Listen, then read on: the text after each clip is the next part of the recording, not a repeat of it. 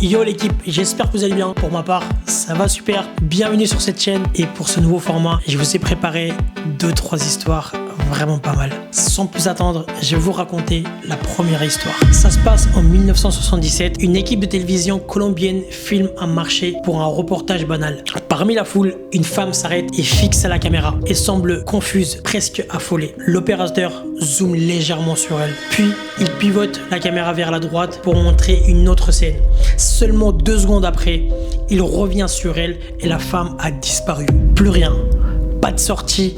Pas d'angle mort où il aurait pu se cacher et rien du tout. Sur la vidéo, on voit clairement des gens marcher derrière elle, mais personne ne la voit partir. Pour vérifier, les enquêteurs ont passé la bande image par image. Aucune coupure, aucun bug.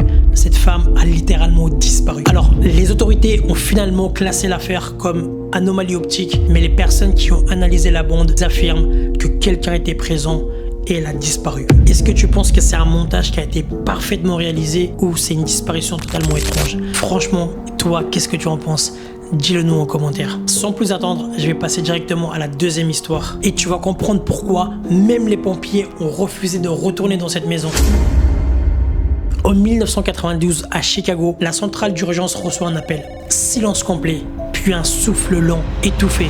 Il rappelle aucune réponse. Quelques minutes plus tard, 18 appels arrivent. La même chose, tous à la même adresse. La police est envoyée sur place. Ils rentrent dans la maison, elle est totalement vide. Pas de lumière, le téléphone est décroché. Quand ils ont questionné le voisinage, le propriétaire est mort depuis 3 mois dans cette maison. Et le plus étrange, c'est que la ligne téléphonique a été résiliée. Techniquement, c'était impossible que l'appel vienne de cette maison-là. Et les techniciens ont vérifié le câblage mètre par mètre. Aucune anomalie, aucun piratage, aucune connexion. Les pompiers ont noté un dernier détail sur le rapport. Quand ils sont sortis de la maison, le téléphone a sonné une dernière fois.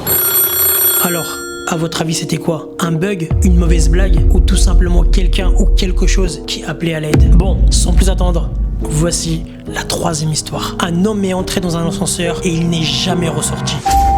Cette histoire se passe en 2003 dans un hôtel en Corée. Un homme entre dans l'ascenseur filmé par la caméra interne. Rien d'anormal. Il appuie sur le rez-de-chaussée, les portes se referment. L'ascenseur descend, tout est normal. Arrivé en bas, quand les portes s'ouvrent, il n'y a personne.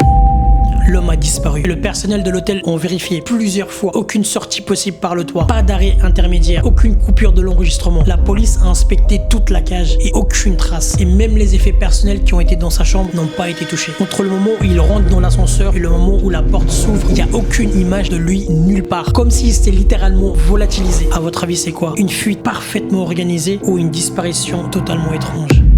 En tout cas, j'espère que vous avez kiffé ce format. Si vous avez aimé, n'hésitez pas à vous abonner, lâcher un petit like et un petit commentaire, ça fait plaisir. Je vous dis à très bientôt. Ciao l'équipe.